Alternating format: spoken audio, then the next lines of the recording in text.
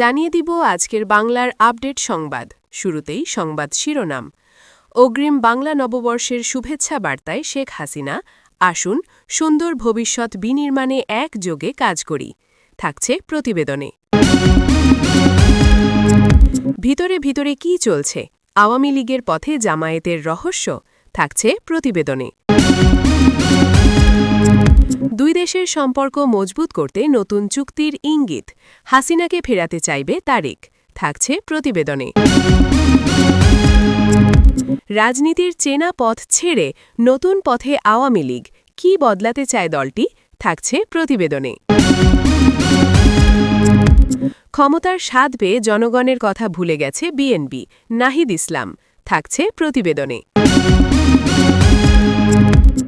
রাজনৈতিক অঙ্গনে ফের সক্রিয় আওয়ামী লীগ, সমর্থকদের উচ্ছ্বাস।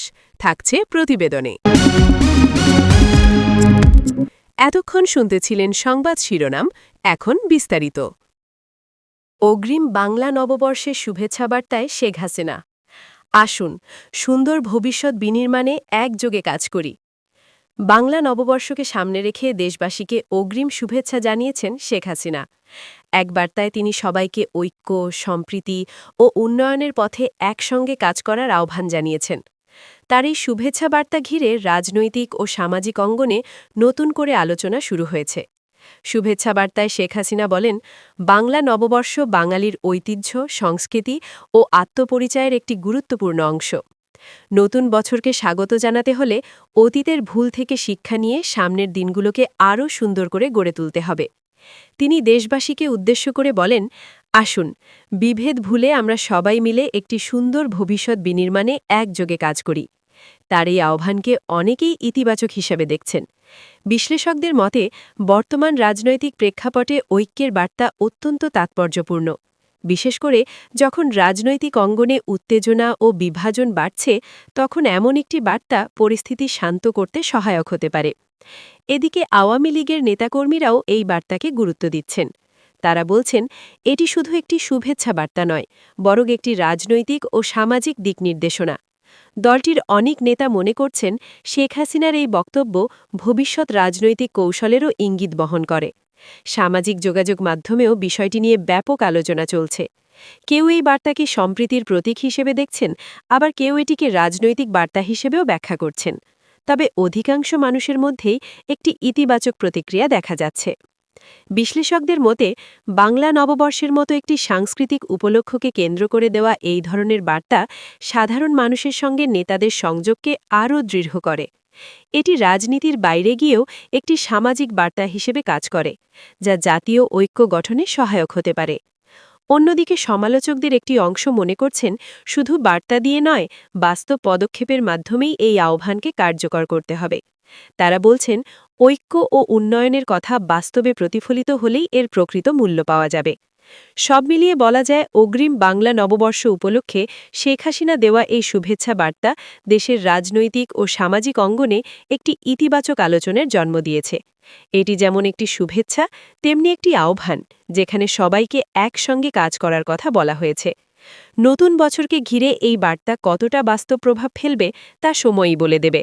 তবে আপাতত এটুকু নিশ্চিত, বাংলা নববর্ষের আগ মুহূর্তে এই শুভেচ্ছা দেশবাসীর মধ্যে নতুন আশা ও প্রত্যাশার সঞ্চার করেছে। ভেতরে ভেতরে কি চলছে, আওয়ামী লীগের পথে জামায়াতের রহস্য? বাংলাদেশের রাজনৈতিক অঙ্গনে আবারও নতুন প্রশ্ন। বাংলাদেশ জামাতে ইসলামে কি নীরবে কৌশল বদলে আওয়ামী লীগের পথেই এগোচ্ছে? সাম্প্রতিক সময়ের কিছু কার্যক্রম, বক্তব্য এবং সংগঠনগত পরিবর্তন ঘিরে এমন আলোচনা জোরালো হয়ে উঠেছে রাজনৈতিক মহলে। বিশ্লেষকদের মতে দৃশ্যমান রাজনীতির বাইরে অদৃশ্য কৌশল এখন বড় ফ্যাক্টর হয়ে উঠেছে। বিশেষ করে যেসব দল দীর্ঘদিন চাপের মধ্যে ছিল, তারা এখন সরাসরি সংঘাতের পরিবর্তে ধাপে ধাপে নিজেদের পুনর্গঠনের পথে হাঁটছে। জামায়াতের ক্ষেত্রেও ঠিক এমনটাই দেখা যাচ্ছে বলে অনেকের ধারণা। সাম্প্রতিক সময়ে দলটির প্রকাশ্য কর্মসূচি তুলনামূলকভাবে সীমিত হলেও তৃণমূল পর্যায়ে সংগঠন শক্তিশালী করার কাজ চলছে, এমন দাবি বিভিন্ন সূত্রে পাওয়া যাচ্ছে। স্থানীয় পর্যায়ে ছোট ছোট বৈঠক, সংগঠনগত যোগাযোগ বৃদ্ধি এবং তরুণদের সম্পৃক্ত করার উদ্যোগ এসব কার্যক্রমকে অনেকেই একটি নতুন কৌশল হিসেবে দেখছেন। এই কৌশলের সঙ্গে আওয়ামী লীগের অতীতের কিছু রাজনৈতিক পদক্ষেপের মিল খুঁজে পাচ্ছেন বিশ্লেষকদের একটি অংশ। তাদের মতে আওয়ামী লীগও একসময় সরাসরি সংঘাতে না গিয়ে ধীরে ধীরে সংগঠনকে শক্তিশালী করে নিজেদের অবস্থান মজবুত করেছিল। সেই দৃষ্টিকোণ থেকে জামায়াতের বর্তমান অবস্থানকে কৌশলগত অনুকরণ হিসেবে দেখা হচ্ছে। তবে প্রশ্ন উঠছে, এটি কি সত্যিই অনুকরণ নাকি সময়ের প্রয়োজন অনুযায়ী স্বাভাবিক পরিবর্তন? রাজনৈতিক বিশ্লেষকরা বলছেন, যে কোনো দলই সময়ের সঙ্গে সঙ্গে নিজেদের কৌশল পরিবর্তন করে। বিশেষ করে যখন রাজনৈতিক বাস্তবতা কঠিন হয়ে ওঠে, তখন সরাসরি রাজপথের পরিবর্তে সংগঠন ভিত্তিক কাজ বেশি গুরুত্ব পায়। ফলে জামায়াতের এই পরিবর্তনকে একেবারে নতুন কিছু বলা না গেলেও এর সময় ও প্রেক্ষাপট এটিকে বিশেষভাবে আলোচনায় এনেছে। অন্যদিকে বাংলাদেশ ন্যাশনালিস্ট পার্টির ভেতরেও এই বিষয়টি নিয়ে সতর্ক দৃষ্টিভঙ্গি লক্ষ্য করা যাচ্ছে, কারণ বিরোধী রাজনীতির ভেতরে কৌশলগত পরিবর্তন বা নতুন সমীকরণ তৈরি হলে তা সামগ্রিক রাজনৈতিক ভারসাম্যে প্রভাব ফেলতে পারে। এদিকে শেখ হাসিনার নেতৃত্বে আওয়ামী লীগের দীর্ঘ রাজনৈতিক অভিজ্ঞতা এখনও একটি রেফারেন্স মডেল হিসেবে বিবেচিত হয় বলে মনে করছেন অনেক বিশ্লেষক। ফলে অন্য কোনো দল যদি সংগঠন ভিত্তিক বা ধীর কৌশল নেয়, তখন সেটিকে আওয়ামী লীগের পথের সঙ্গে তুলনা করা হয়। সামাজিক যোগাযোগ মাধ্যমেও এই বিষয়টি নিয়ে আলোচনা চুঙ্গে। কেউ বলছেন এটি একটি বড় রাজনৈতিক পরিবর্তনের ইঙ্গিত, আবার কেউ মনে করছেন এটি শুধুই পরিস্থিতির সঙ্গে খাপ খাওয়ানোর চেষ্টা। সব মিলিয়ে বলা যায়, আওয়ামী লীগের পথে জামায়াত, এই প্রশ্নটি এখন রাজনৈতিক অঙ্গনে একটি গুরুত্বপূর্ণ আলোচনার বিষয় হয়ে দাঁড়িয়েছে। ভেতরে ভেতরে কি চলছে তা পুরোপুরি স্পষ্ট না হলেও কৌশলগত পরিবর্তনের ইঙ্গিত যে রয়েছে তা অস্বীকার করার সুযোগ নেই। এখন দেখার বিষয়, এই পরিবর্তন ভবিষ্যতে কতটা দৃশ্যমান হয় এবং তা দেশের রাজনৈতিক সমীকরণে কী ধরনের প্রভাব ফেলে। সময়ই বলে দেবে এটি কেবল সাময়িক কৌশল নাকি বড় কোনো রাজনৈতিক রূপান্তরের সূচনা। দুই দেশের সম্পর্ক মজবুত করতে নতুন চুক্তির ইঙ্গিত। হাসিনাকে ফেরাতে চাইবে তারেক। রাজনৈতিক অঙ্গনে জোর আলোচনা। বাংলাদেশ ও ভারতের সম্পর্ককে ঘিরে আবারও নতুন করে আলোচনার সৃষ্টি হয়েছে। সাম্প্রতিক কূটনৈতিক তৎপরতা, সম্ভাব্য নতুন চুক্তির ইঙ্গিত এবং অভ্যন্তরীণ রাজনৈতিক প্রেক্ষাপট মিলিয়ে বিষয়টি এখন বহুমাত্রিক রূপ নিয়েছে। একই সঙ্গে রাজনৈতিক মহলে আরও একটি প্রশ্ন ঘুরপাক খাচ্ছে। এই প্রক্রিয়ার মধ্য দিয়ে কি তারেক রহমান কোনোভাবে শেখ হাসিনাকে দেশে ফেরানোর কৌশল নেবেন? কূটনৈতিক সূত্রগুলো বলছে, বাংলাদেশ ও ভারতের মধ্যে নতুন কিছু সমঝোতা ও সহযোগিতা চুক্তি নিয়ে আলোচনা চলছে। বাণিজ্য, নিরাপত্তা, অবকাঠামো উন্নয়ন এবং আঞ্চলিক সংযোগ, এই 4টি খাতকে কেন্দ্র করে নতুন উদ্যোগ নেওয়ার সম্ভাবনা রয়েছে।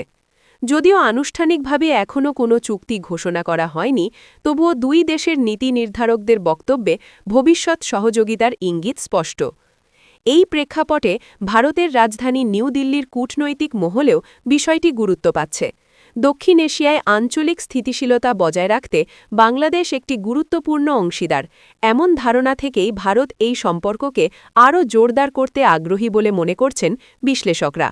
অন্যদিকে এই কূটনৈতিক আলোচনার সঙ্গে অভ্যন্তরীণ রাজনীতির একটি সূক্ষ্ম সম্পর্ক খুঁজে পাচ্ছেন অনেকেই। বিশেষ করে শেখ হাসিনাকে ঘিরে যে গুঞ্জন তৈরি হয়েছে, তিনি দেশের বাইরে অবস্থান করছেন, সেই বিষয়টি এখন রাজনৈতিক আলোচনায় নতুন মাত্রা যোগ করেছে। যদিও এ বিষয়ে নির্ভরযোগ্য কোনো আনুষ্ঠানিক নিশ্চিতকরণ নেই, তবুও এটি রাজনৈতিক বিশ্লেষণের একটি বড় অংশ হয়ে উঠেছে। এই পরিস্থিতিতে বিএনপির অবস্থান বিশেষভাবে গুরুত্বপূর্ণ হয়ে উঠেছে। বাংলাদেশ ন্যাশনাল পার্টির নেতৃত্বে থাকা তারেক রহমানের সম্ভাব্য কৌশল নিয়েও আলোচনা চলছে। বিশ্লেষকদের একটি অংশ মনে করছেন, যদি রাজনৈতিক সমঝোতা বা কূটনৈতিক চাপের কোনো পরিস্থিতি তৈরি হয়, তাহলে শেখ হাসিনাকে দেশে ফিরিয়ে আনার প্রশ্নটি সামনে আসতে পারে। তবে অন্য একটি অংশের বিশ্লেষকরা বলছেন, বিষয়টি এতটা সরল নয়। আন্তর্জাতিক সম্পর্ক এবং অভ্যন্তরীণ রাজনীতি এই দুই ক্ষেত্র সম্পূর্ণ ভিন্ন বাস্তবতায় পরিচালিত হয়। ফলে একটি কূটনৈতিক চুক্তি সরাসরি কোনো রাজনৈতিক সিদ্ধান্তে প্রভাব ফেলবে এমন ধারণা অনেক ক্ষেত্রে অতিরঞ্জিত হতে পারে। এদিকে আওয়ামী লীগের ভেতরেও এই ইস্যু নিয়ে নানা আলোচনা চলছে। দলটির অনেক নেতা মনে করছেন আন্তর্জাতিক সম্পর্কের উন্নয়ন সবসময়ই দেশের জন্য ইতিবাচক, তবে সেটিকে রাজনৈতিক উদ্দেশ্য ব্যবহার করা উচিত নয় বলেও তারা মত দিয়েছেন। সামাজিক যোগাযোগ মাধ্যমে বিষয়টি নিয়ে ব্যাপক আলোচনা শুরু হয়েছে। কেউ বলছেন এটি একটি বড় রাজনৈতিক সমঝোতার ইঙ্গিত, আবার কেউ মনে করছেন এটি কেবল গুজব ও অনুমানের ওপর ভিত্তি করে তৈরি একটি আলোচনার ঢেউ। রাজনৈতিক বিশ্লেষকদের মতে বর্তমান পরিস্থিতি মাল্টি লেয়ার্ড, অর্থাৎ এখানে একাধিক বিষয় একসঙ্গে কাজ করছে। একদিকে রয়েছে আন্তর্জাতিক কূটনীতি, অন্যদিকে অভ্যন্তরীণ রাজনৈতিক প্রতিযোগিতা। এই দুইয়ের সমন্বয়েই ভবিষ্যৎ পরিস্থিতি নির্ধারিত হবে। তারা আরও বলছেন শেখ হাসিনার রাজনৈতিক ভবিষ্যৎ এবং তারেক রহমানের কৌশল, এই দুটি বিষয়েই বাংলাদেশের রাজনীতিতে অত্যন্ত গুরুত্বপূর্ণ। ফলে এদের ঘিরে যে কোনো আলোচনা দ্রুতই বড় আকার ধারণ করে। সব মিলিয়ে বলা যায় দুই দেশের সম্পর্ক জোরদার করার সম্ভাব্য চুক্তি এবং শেখ হাসিনাকে ঘিরে রাজনৈতিক গুঞ্জন, এই দুই বিষয় মিলিয়েই বর্তমানে একটি জটিল ও আকর্ষণীয় রাজনৈতিক পরিস্থিতি তৈরি করেছে। তবে বাস্তবতা কি তা নির্ভর করছে ভবিষ্যৎ কূটনৈতিক সিদ্ধান্ত, রাজনৈতিক কৌশল এবং সময়ের ওপর। এখন সবার দৃষ্টি পরবর্তী ঘটনা প্রবাহের দিকে। চুক্তি কি সত্যিই হবে এবং হলে তার প্রভাব কি হবে? আর শেখ হাসিনাকে ঘিরে যে আলোচনা চলছে সেটি কি বাস্তব কোনো পরিবর্তনের দিকে ইঙ্গিত করছে, নাকি শুধুই রাজনৈতিক গুজব? সময়ই তার চূড়ান্ত উত্তর দেবে। রাজনীতির চেনা পথ ছেড়ে নতুন পথে আওয়ামী লীগ কী বদলাতে চায় দলটি? বাংলাদেশের রাজনৈতিক অঙ্গনে আবারও আলোচনার কেন্দ্রে আওয়ামী লীগ। দীর্ঘদিনের চেনা রাজনৈতিক ধারা থেকে সরে এসে দলটি নতুন কৌশল ও নতুন রাজনৈতিক ভাষার দিকে ঝুঁকছে, এমন আলোচনা এখন জোরালোভাবে ছড়িয়ে পড়েছে। প্রশ্ন উঠছে, আসলে কি বদলাতে চাইছে আওয়ামী লীগ? রাজনৈতিক বিশ্লেষকদের মতে একটি দীর্ঘ সময় ধরে ক্ষমতায় থাকা বা বড় রাজনৈতিক শক্তি হিসেবে টিকে থাকা দলগুলোর ক্ষেত্রে পরিবর্তন একটি স্বাভাবিক প্রক্রিয়া। তবে আওয়ামী লীগের ক্ষেত্রে যে পরিবর্তনের আলোচনা চলছে তা শুধু সাংগঠনিক নয়, বরং রাজনৈতিক কৌশল, যোগাযোগ পদ্ধতি এবং জনসম্পৃক্ততার ধরনেও বড় রূপান্তরের ইঙ্গিত দিচ্ছে। দলীয় সূত্রগুলো বলছে আওয়ামী লীগ এখন রিঅ্যাডজাস্টমেন্ট বা পুনর্গঠনের পর্যায়ে রয়েছে, অর্থাৎ পুরনো কাঠামোর পাশাপাশি নতুন বাস্তবতার সঙ্গে নিজেদের মানিয়ে নেওয়ার চেষ্টা চলছে। বিশেষ করে তরুণ প্রজন্মের সঙ্গে যোগাযোগ বাড়ানো, ডিজিটাল প্ল্যাটফর্মের সক্রিয়তা বৃদ্ধি এবং তৃণমূল সংগঠনকে আরও শক্তিশালী করার ওপর জোর দেওয়া হচ্ছে। এই পরিবর্তনের কেন্দ্রীয় চরিত্র হিসেবে আবারও উঠে আসছে শেখ হাসিনার নাম। তার দীর্ঘ রাজনৈতিক অভিজ্ঞতা ও সিদ্ধান্ত গ্রহণের দক্ষতা দলটির ভবিষ্যৎ কৌশলে গুরুত্বপূর্ণ ভূমিকা রাখছে বলে মনে করছেন বিশ্লেষকরা। অনেকের মতে তার নেতৃত্বেই আওয়ামী লীগ নতুন পথের দিক নির্দেশনা খুঁজছে। রাজনৈতিক পর্যবেক্ষকদের মতে আওয়ামী লীগের সবচেয়ে বড় পরিবর্তনটি হতে পারে তাদের যোগাযোগ কৌশলে। অতীতে যে রাজনৈতিক ভাষা ও পদ্ধতি ব্যবহৃত হতো তা এখন সময়ের সঙ্গে আরও আধুনিক ও জনমুখী করার চেষ্টা চলছে। বিশেষ করে সামাজিক যোগাযোগ মাধ্যমে সক্রিয়তা এবং তরুণ ভোটারদের সঙ্গে সরাসরি সংযোগ স্থাপন এখন অগ্রাধিকার পাচ্ছে। এছাড়া দলটির অভ্যন্তরীণ কাঠামোতেও পরিবর্তনের ইঙ্গিত পাওয়া যাচ্ছে। তৃণমূল পর্যায়ে নতুন নেতৃত্ব আনা, পুরনো কমিটি পুনর্গঠন এবং সংগঠনকে আরও গতিশীল করার পরিকল্পনা নেওয়া হচ্ছে বলে জানা যাচ্ছে। বিশ্লেষকদের মতে এটি একটি স্ট্রাকচারাল ট্রান্সফরমেশনের অংশ। অন্যদিকে রাজনৈতিক প্রতিপক্ষরা এই পরিবর্তনকে ভিন্নভাবে দেখছে। তাদের মতে এটি কেবল কৌশলগত পুনর্বিন্যাস, যার উদ্দেশ্য রাজনৈতিক অবস্থান শক্ত করা। তবে আওয়ামী লীগের নেতারা বলছেন এটি সময়ের প্রয়োজন, জনগণের সঙ্গে সম্পর্ক আরও গভীর করার একটি প্রচেষ্টা। সামাজিক যোগাযোগ মাধ্যমেও বিষয়টি নিয়ে আলোচনা চলছে ব্যাপকভাবে। কেউ বলছেন আওয়ামী লীগ নিজেদের নতুন যুগে প্রবেশ করাচ্ছে, আবার কেউ মনে করছেন এটি রাজনৈতিক টিকে থাকার কৌশল ছাড়া আর কিছু নয়। তবে সব পক্ষই একমত যে দলটির ভেতরে পরিবর্তনের একটি প্রক্রিয়া শুরু হয়েছে। রাজনৈতিক বিশ্লেষকদের মতে বাংলাদেশের রাজনীতিতে এখন সবচেয়ে বড় চ্যালেঞ্জ হল জন আস্থা ধরে রাখা। এই বাস্তবতায় যে দল নিজেদের বার্তা, সংগঠন এবং নেতৃত্বকে সময়োপযোগী করতে পারবে তারাই ভবিষ্যতে এগিয়ে থাকবে। আওয়ামী লীগের বর্তমান কৌশল সেই দিকেই ইঙ্গিত করছে। সব মিলিয়ে বলা যায়, রাজনীতির চেনা পথ ছেড়ে আওয়ামী লীগের নতুন পথে হাঁটার আলোচনা এখন বাস্তবতার কাছাকাছি। তারা কি পরিবর্তন করতে চাইছে তা পুরোপুরি স্পষ্ট না হলেও এটি যে একটি বড় রূপান্তরের ইঙ্গিত দিচ্ছে তা অস্বীকার করার সুযোগ নেই। এখন দেখার বিষয়, এই পরিবর্তন কতটা সফলভাবে বাস্তবায়িত হয় এবং বাংলাদেশের রাজনৈতিক ভবিষ্যতে এটি কী ধরনের প্রভাব ফেলে। রাজনৈতিক অঙ্গনে ফের সক্রিয় আওয়ামী লীগ, সমর্থকদের উচ্ছ্বাস। বাংলাদেশের রাজনৈতিক অঙ্গনে নতুন করে আলোচনার কেন্দ্রবিন্দুতে উঠে এসেছে আওয়ামী লীগ। দীর্ঘ সময় নীরবতা ও সীমিত কার্যক্রমের পর দলটির পুনরায় সক্রিয় হওয়ার ইঙ্গিত রাজনৈতিক মহলে নতুন গতি তৈরি করেছে। সাম্প্রতিক সময়ে সংগঠন পুনর্গঠন, অভ্যন্তরীণ যোগাযোগ বৃদ্ধি এবং বিভিন্ন পর্যায়ে দলীয় কার্যক্রম জোরদারের খবর ছড়িয়ে পড়তেই সমর্থকদের মধ্যে উচ্ছ্বাস লক্ষ্য করা গেছে। দলীয় সূত্রগুলো বলছে, আওয়ামী লীগ এখন ধাপে ধাপে সাংগঠনিক কাঠামোকে পুনরায় সক্রিয় করার প্রক্রিয়ায় রয়েছে। কেন্দ্র থেকে তৃণমূল পর্যন্ত যোগাযোগ ব্যবস্থাকে শক্তিশালী করা, পুরনো নেতাকর্মীদের আবার সংগঠিত করা এবং নতুন প্রজন্মকে দলে যুক্ত করার উদ্যোগ নেওয়া হচ্ছে। এসব কার্যক্রমকে অনেকেই দলটির কামব্যাক স্ট্র্যাটেজি হিসেবে দেখছেন। এই প্রক্রিয়ায় গুরুত্বপূর্ণ ভূমিকা রাখছেন দলের সভাপতি শেখ হাসিনা, এমনটাই মনে করছেন রাজনৈতিক বিশ্লেষকরা। তার দীর্ঘ রাজনৈতিক অভিজ্ঞতা এবং নেতৃত্বের ধারাবাহিকতা আওয়ামী লীগের সংগঠনকে আবারও সক্রিয় করার ক্ষেত্রে বড় শক্তি হিসেবে কাজ করছে বলে তাদের অভিমত। দলীয় নেতারা বলছেন, সাম্প্রতিক রাজনৈতিক বাস্তবতায় জনগণের সঙ্গে আরও ঘনিষ্ঠ সম্পর্ক গড়ে তোলাই এখন প্রধান লক্ষ্য। বিভিন্ন পর্যায়ের সভা, বৈঠক এবং সংগঠনমূলক কর্মসূচির মাধ্যমে দলটি নিজেদের পুনরায় শক্ত অবস্থানে ফিরিয়ে আনতে চাইছে। তৃণমূল পর্যায়ে কর্মীদের সক্রিয়তা বাড়াতে নির্দেশনাও দেওয়া হচ্ছে বলে জানা গেছে। রাজনৈতিক বিশ্লেষকদের মতে, আওয়ামী লীগের এই পুনরায় সক্রিয় হওয়া হঠাৎ কোনো সিদ্ধান্ত নয়, বরং এটি একটি দীর্ঘমেয়াদী কৌশলের অংশ, যার মাধ্যমে দলটি রাজনৈতিক মঞ্চে আবারও শক্তভাবে নিজেদের উপস্থিতি জানান দিতে চায়।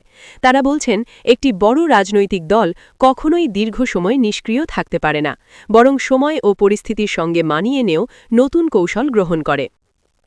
এদিকে বাংলাদেশ ন্যাশনালিস্ট পার্টি এবং অন্যান্য রাজনৈতিক দলও আওয়ামী লীগের এই সক্রিয়তাকে নজরে রাখছে।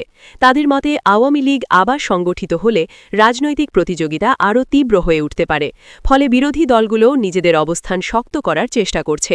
সামাজিক যোগাযোগ মাধ্যমে আওয়ামী লীগের পুনরায় সক্রিয়তার খবর ব্যাপকভাবে ছড়িয়ে পড়েছে। সমর্থকরা বিভিন্ন পোস্ট, মন্তব্য এবং প্রচারণার মাধ্যমে উচ্ছ্বাস প্রকাশ করছেন।